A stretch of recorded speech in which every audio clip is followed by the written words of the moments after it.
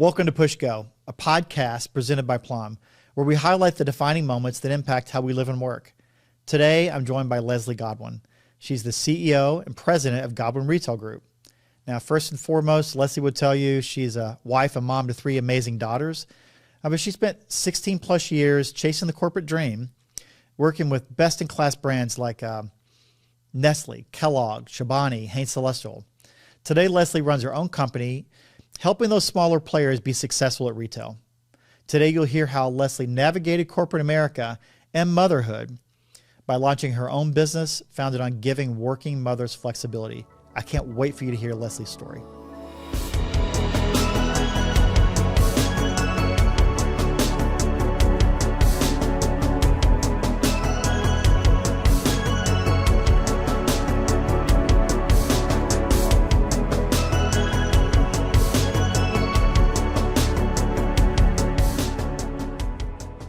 Leslie, great to have you today. Oh, I'm excited. Listen, I've been looking forward to this day. It's been exciting stuff to talk. Yeah.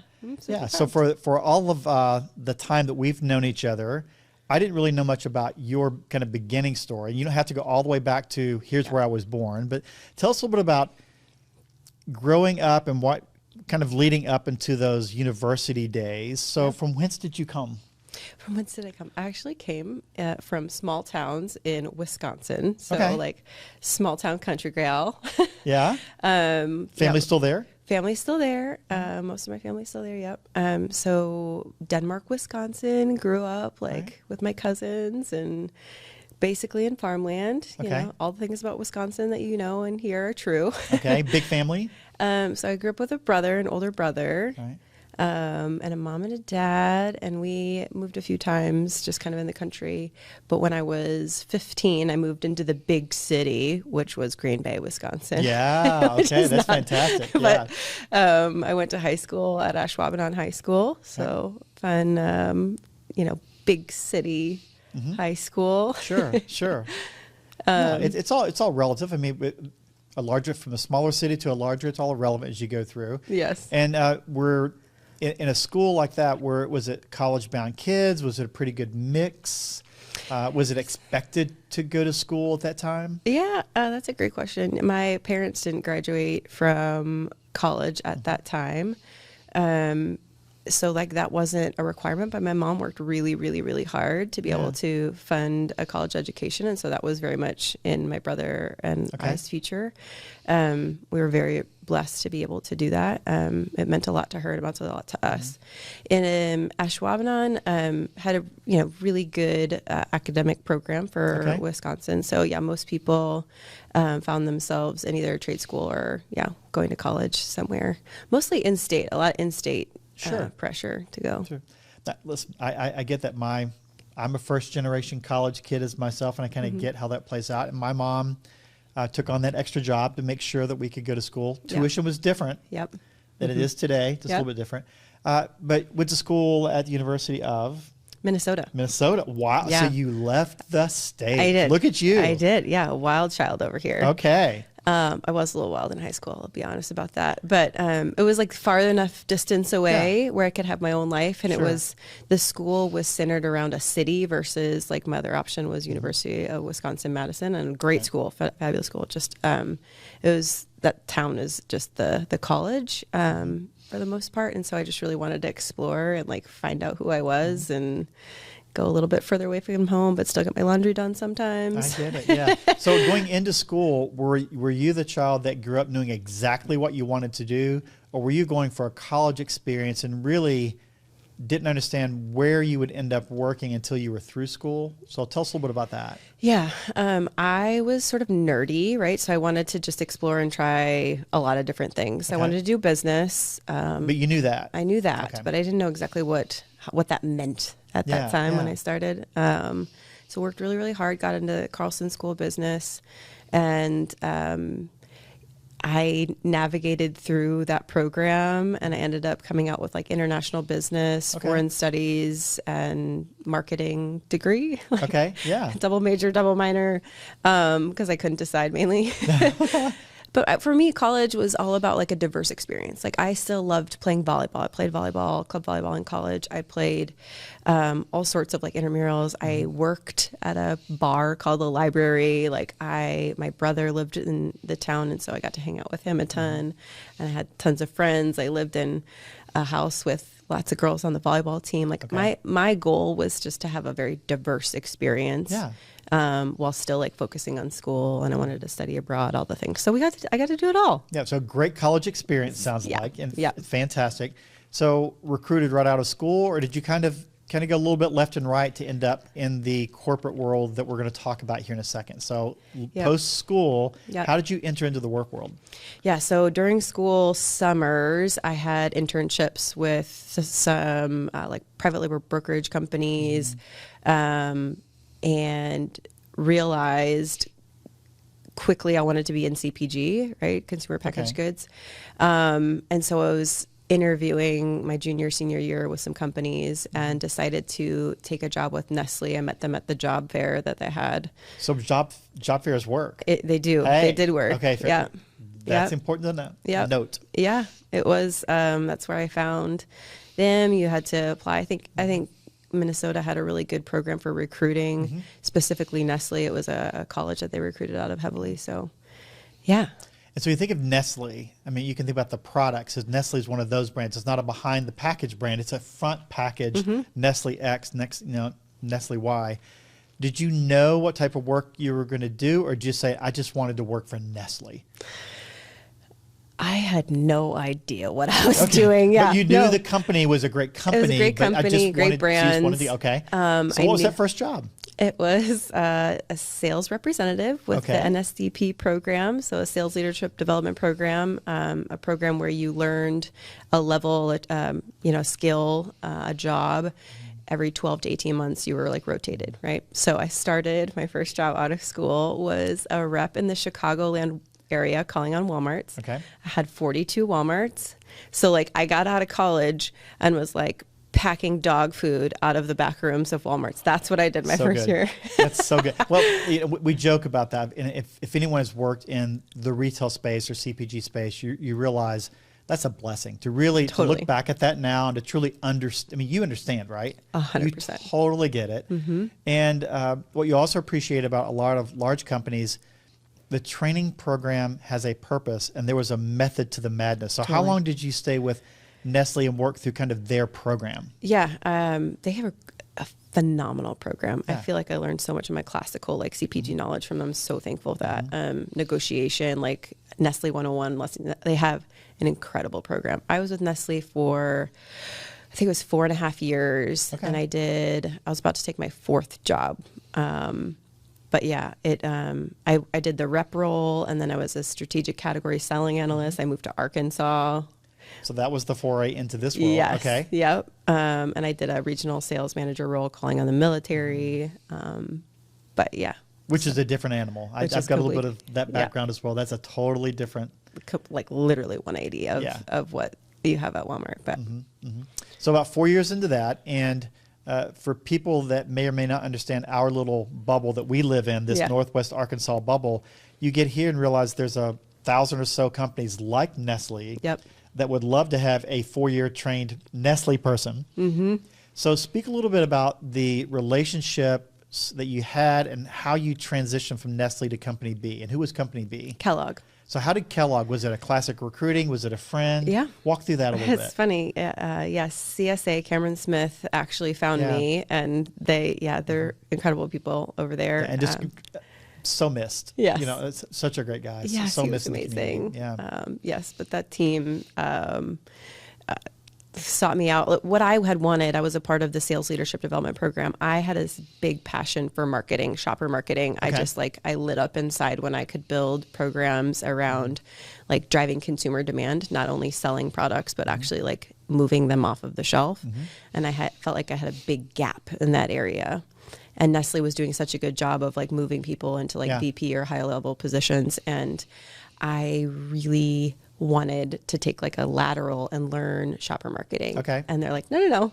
Like, I applaud them for that. Like, you're very capable. Let's keep you on this track. Sure. So I took the jump and worked for Kellogg, and that was through a recruiter.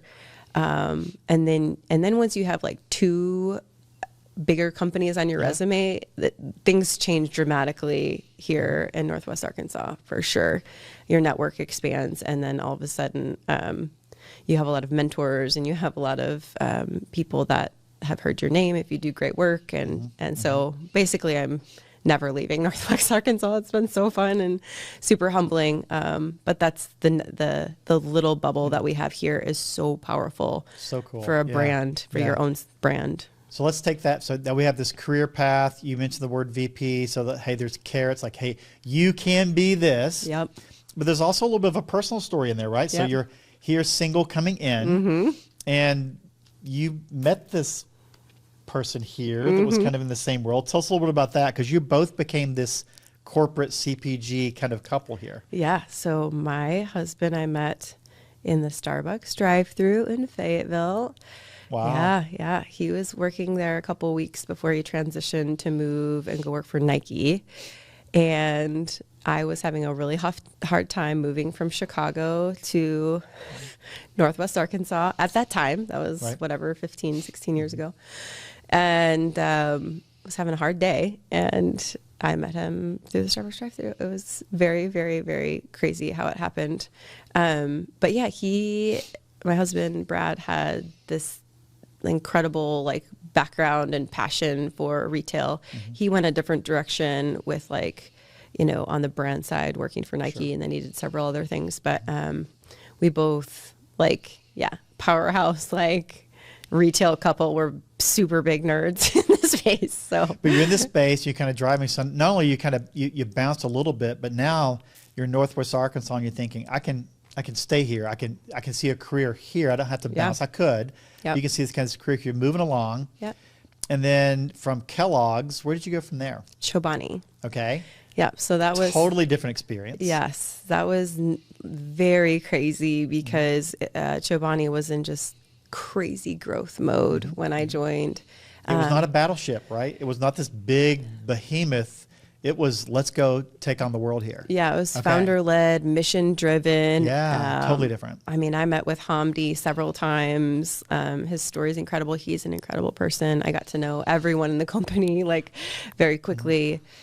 When you work on Walmart, it's like you work in a fishbowl, right? Because everything you do, everyone sees. And so got to work on that team, and I think we quadrupled our business while I was there. It was a rush. It was very different working on a brand that's like an emerging brand.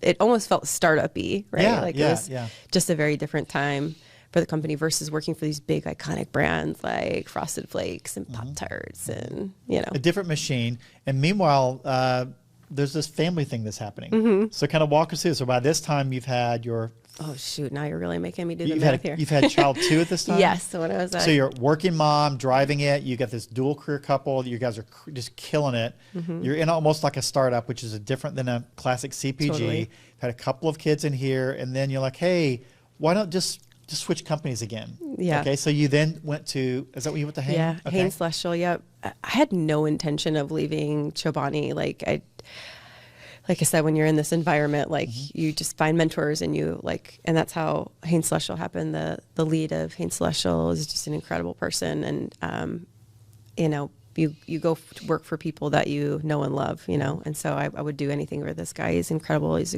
a great leader. And he calls me up one day and is like, let's go get coffee. And I'm like, hold on. We don't do that. So why are we getting this call? I know what you're trying to do here. I'm happy. I'm good. Sure. And he knows that I love a good underdog story. So he challenged me. He's like, hey, let's go build something great. The company's not in a great spot. We're going to basically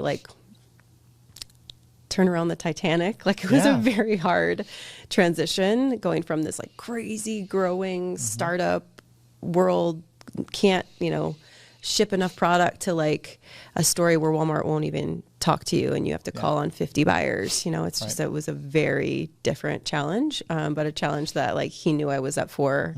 There's a different kind of personality that has to take that on. So, Yeah.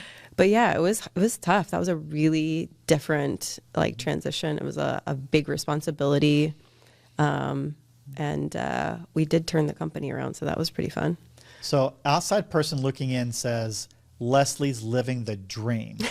Got the trophy husband, right? You got that guy over He's here. cute. He's I cute. like him. You've got this great family. You've got a career, your trajectory. You're known in the area. So you have no issues, right? There's no stress in your life. You're just living the dream. And everyone's looking at you like, I want to be Leslie. You've got people telling you, you can be anything you want. You can be the next VP. You can go run this. And then reality started to kind of come in and you needed to make some choices. So tell me a little bit about the decision making coming into that moment, which is kind of that defining moment in your life, is that there is some balancing in here, but things are getting a little bit out of kilter and you need to make a call. So walk us through that. Yeah. So it kind of goes back to the personal side. So I had two beautiful girls. I was working at Chobani, and we got pregnant with our third, and went through a really hard miscarriage. It was a pivotal, like huge, like really, really hard thing in life that we went through. And there's a lot of women that have gone through that. It's tough. So that changed me. I still like, that forced you to stop. It forced me. Yeah. Okay. It didn't force me to stop. I overworked myself after that because I didn't deal with it as well as I probably should have. So Hain Celestial, like I poured myself into that. And we, by the grace of God, like got pregnant again. And I knew something at that point had to change. Like something was going to change. And at that point, like I knew there was a big shift happening. Like there had to be like a pause or a pivot or just a change. Something was going to have to happen. Something was going to have to happen. Now, when you're processing that, do you have a mentor you're processing it with? Is it a mom and dad? Is it a sibling? Are you talking to Brad? I mean, so how are you processing this? You're saying, hey, it was kind of me internally, but how were you processing this? I wish I would have processed it because in my mind, I was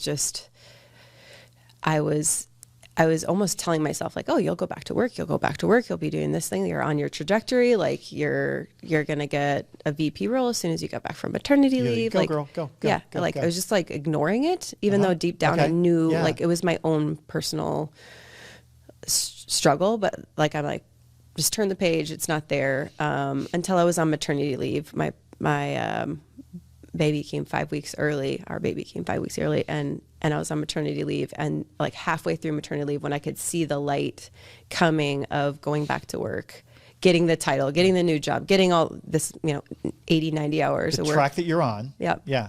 I had the space and time to breathe, and I'm on maternity leave that I'm like, oh no. Yeah. And that was the point of, nope, like something inside of me. And that's when like I got my mentors and people involved, like, this is how I'm feeling. My husband was an incredible, like, just advocate of supporting me in whatever it looked like, because it was just like, babe, I'm having all these feelings. Like I'm crying. I'm like, some of it's hormones, but some of it's real. And I don't know. He's like, babe, you should probably listen to that. Like listen to what your body's telling you. Your mind and your soul, your spirit's telling you. Yeah. Yeah. Yep. So as on hindsight looking back, did you listen or did it take someone to tell you? No, I listened. I think the biggest thing I was dreading was just talking to my boss, because I just loved working for him so much. But I didn't know exactly at that time what I knew. I still had this passion and desire, and God gave me all these gifts to do something with what He's given me. It wasn't going to zero. It wasn't going to zero, but I didn't have what it was going to be. I just knew that what I had wasn't working or wouldn't work, and I needed to be at home. Like I needed to like be involved with my family at a different level that I'd never been at before. And that was clear, very clear. I think the things that people were telling me about myself when I was on maternity leave were like, oh my gosh, you're so happy. You look so happy. Outside looking in, you are, right? Yeah. And I'm like, man, all these people are telling me like I'm so happy right now. I'm like, probably should like listen to that, you know, like what's different? What's just, you know, it's just, you don't realize when you're working so hard, like what else you're sacrificing, I guess, you know? Yeah. Yeah. So as you're taking that time, how long of a break did you have before we talk about the moment you said, I'm going to push go and go do this? Yeah. Was it 6 months, a year? How long did you take to really kind of process life before the next big thing happened? I think it honestly wasn't that long. Okay. So I have, you know, being in the space, you have a lot of friends, right? Right. I had finished my maternity leave. I was, Made the call. very sad, cried a little bit, cried a lot. Yeah.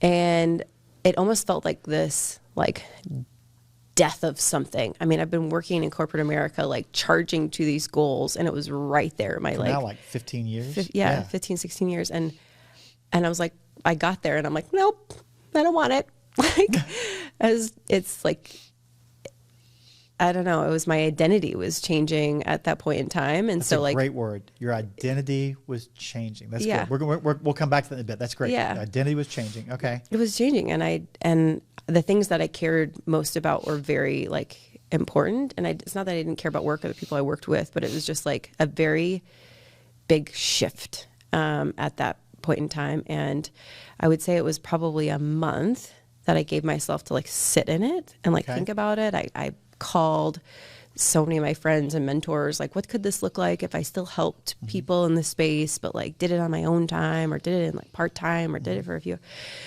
And so I just asked around. I like sought counsel and I talked to some great, really successful people. And they're like, Leslie, like go do what you've done with all these brands that you've been working on for years and go do it for people that like need your help. And just go so see. if you're thinking through this, that 15, 16 years developing the relationship, you made a phone call and people took your call. Yeah. With nothing, I mean, so there's mentorship and then there's formal mentorship, but this is like the environment we live in today.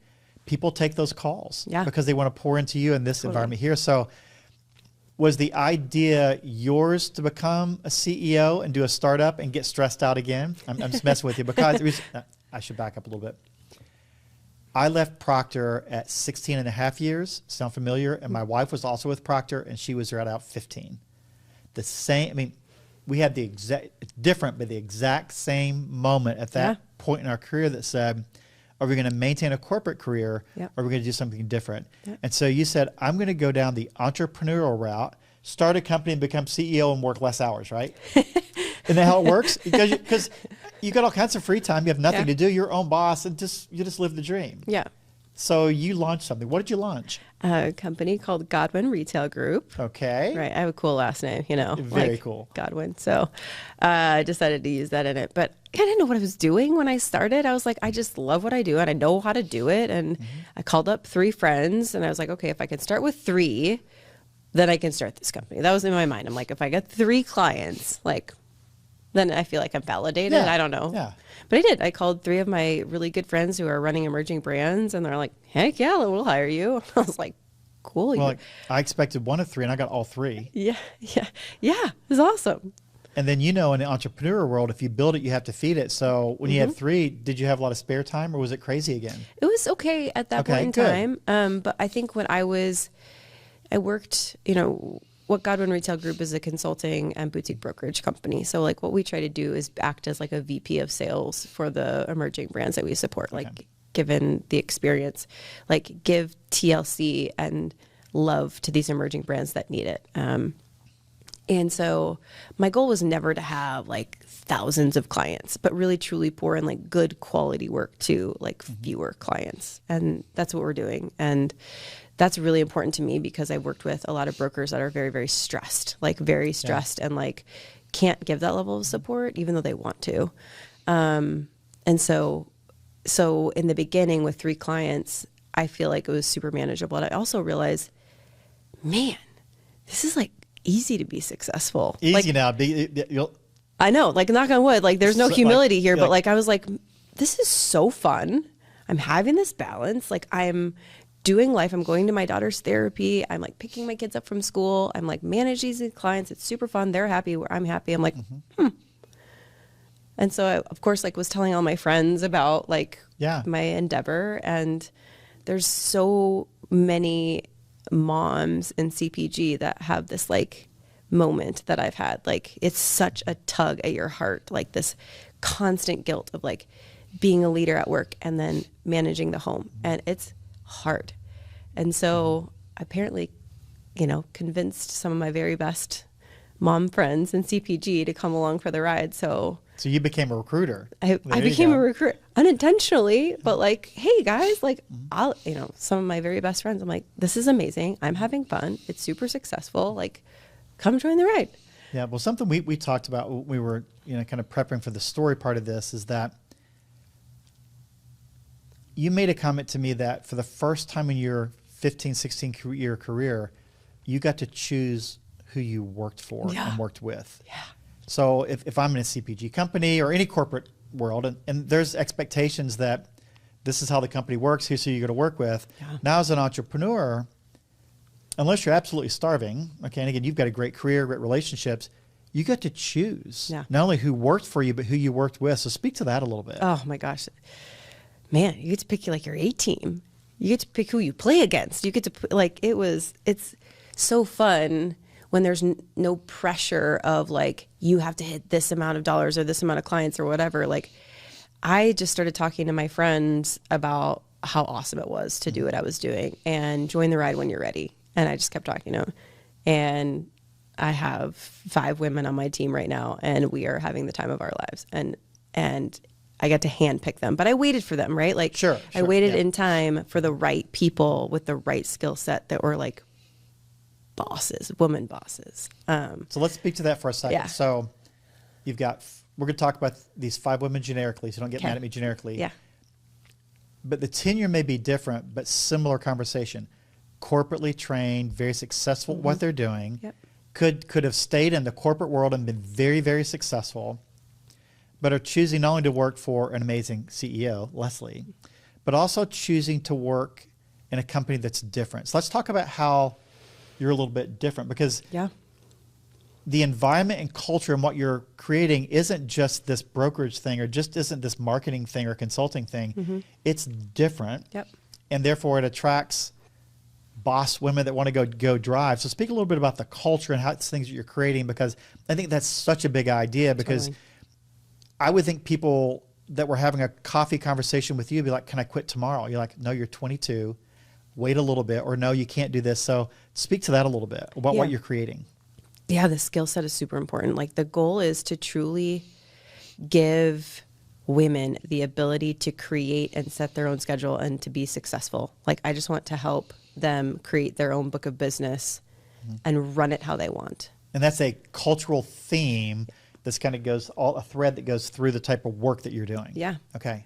Like we're not going to get mandated hours. Like we're not going to get mandated the certain amount of clients that you need to have. You have the ability and freedom to make as much money as you want and focus on as many clients as you want, and hire someone if you want to hire someone even under you. Like you have a completely open path ahead of you. And some women like thrive in that. And some are like, oh, that's terrifying. Right. But specifically the ones that I've chosen, they are killing it, right? Yeah. Like that's such a cool environment to be able to be like, this is not 8 to 5. You do not have to be here in the office sitting here. Like tomorrow, my VP of sales at Walmart and I, we literally have the entire day free. Like never in 16 years had I had an entire day free, ever. Like I never did. Wow. And so the ability to like arrange your schedule, because as moms, that's all we need. We need flexibility. Like we will crush it. We will do it. We will knock it out of the park. But we need the flexibility to be able to love on our family and be a mom and not have the guilt there and a wife. But then like do our work when we can do the work.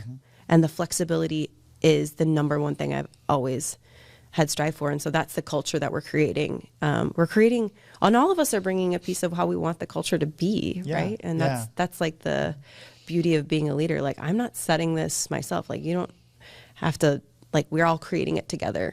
And so if you're having coffee with someone and they're at this 10, 12 years in their career, And for whatever, whether it's children, whatever, they're wanting to make the decision to kind of get into this entrepreneurial CPG world. Yeah. Walk me through a little bit of how did mom and dad handle it? How did other peers, like, you're giving this up? You went to college to do this, and you've invested all this time. You're walking away. I remember my P&G friend saying, "So you think you're going to come back? Are you making it? Are you surviving? I mean, can you pay yourself?" I mean, because it's so foreign to a corporate person to think it totally is that you can survive over here. Mm-hmm. So someone's having coffee with you, and so what are you advising to say, hey, your parents or the loved ones or your mentors, what are they going to say, and how are you going to walk them through it? Kind of very different responses to that. I remember my dad being like, "You're doing what?" Listen, as a dad, it's a fair question. It's like, you went through school and you're in corporate, you're going to be the VP. Remember, we talked about this dream. Yeah, You're like, yeah, Dad. Yeah. My dad, he's never been in the corporate world. He prefers to work with his hands. He's like a hunter fisher, but he's like, "You're doing what?" And he's the guy who made me like make a Godwin Retail Group t-shirt, like regional sales rep. So he like fully endorses it now, but he had no idea. Like, it's just like, it's unheard of for him to think about doing that. Not only you don't need necessarily the approval, but you want the support of your family. It's hard to explain at times. Yeah. That's tough. Yeah. I think talking to my mom and my stepdad, they got it. They supported me. I think it's about calculated risk, right? Like, my husband has a great job, right? Mm-hmm. If the worst that would happen to us is if we have to have a tighter budget on a monthly basis, like, we'd still be fine. Mm-hmm. We set ourselves up to like mitigate our financial risk. We've done Dave Ramsey University. Like, we did all of that to be able to be like, okay, you can make this shift, and if you make $0, we are still going to be good. Still be okay, yeah. And I think that was really important to have that. It was easier, I think, less stressful for us because we had income and the risk was less. But I think it's harder for those that have other situations where like you're required to be the income source. It's like hard. That's more stressful. I do know some people who have done it and have been super successful though. So I think that would be the biggest thing, is just like the calculated risk. And so when you walk people through, like, your thought process there, whether it's your parents or your mentors, your friends, some people get it, some people don't. But I think like most people were in our court, like cheering for us, like, that's so fun. Go try it. Go see what you can do. Yeah. A lot of people still don't know what I'm doing, but that's okay. But that's okay. But I love the story of whether it's 5 years in, regardless of the industry you're in, you reach a point that you're saying, I could continue to go down track A and be very successful. Yeah. And there are puts and calls, and there are things you give and take. But if I choose to go the entrepreneurial route, knowing that you're going to be an entrepreneur in what you know, my encouragement to, if I was having coffee with someone, is that being successful is the least of your issues. Yeah. You can do this.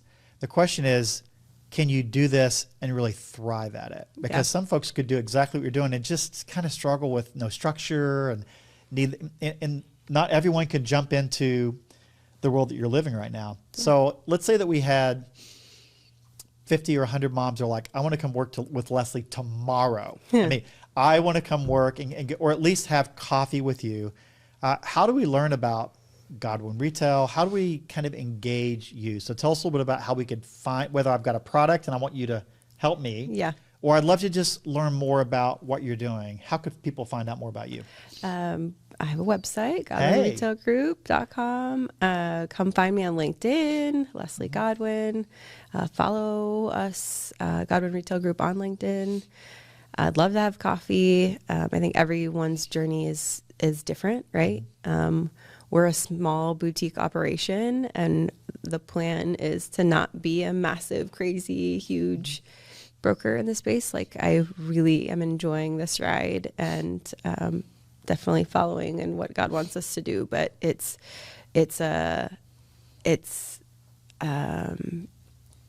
for everyone, right? And I think if you want to come find me, come learn more about the journey or learn about how you can make a jump, happy to do that. I have space. I have Fridays open. There you're Friday, because you have all day Friday open. That's fantastic. So here's my one ask of you, for me personally. Can you help me? Yeah. In 3 years, I want you to come back and be on this podcast again. Okay. And you're going to tell me you're at 5 people, it's amazing, or you just hired your 3rd general manager and you've got 150 people. Because I know as an entrepreneur, it's really difficult not to grow. Yeah. People love you, you're successful, you're good at what you do. And all it takes is 4 or 5 people you've worked with to have 4 or 5 other brands. And they're like, of course I'm going to hire you. How can you say no? Yeah. They're going to throw more money at you. They're going to hire more people. It's really hard not to grow. Yeah. And I'm not trying to make fun of what you just said, but, Yeah. but it'll be really interesting to watch your story Yeah. to see if you can stay the 5 to 10 person boutique, or you become the 20, 30, 50, 75, 100 person boutique. Neither is a wrong answer, Yeah. but I'd love to have you back. Okay. All right. And 3 we'll see years where it this is. ends up. Let's That do sounds it for fantastic. sure. So make sure you check out the Godwin Retail Group. Follow Leslie on LinkedIn and check her out there. Leslie, thank you so much for your time today. Thank you. This was so fun. It was fun. Thanks for listening to Push Go, a podcast highlighting the defining moments that impact how we live and work. I loved having Leslie on today. If you like what you heard, you can find more stories just like this on listen.plumshop.com. And hey, we wouldn't be mad if you left us a review wherever you listen to podcasts, and we have new episodes every week. And also, if you're watching on YouTube, feel free to like and subscribe on that channel as well. Now, here's a little something before you go, kind of a PS or a Plum spotlight for us. We're going to have a weekly segment where I give you a brief update on something that's happening at Plum.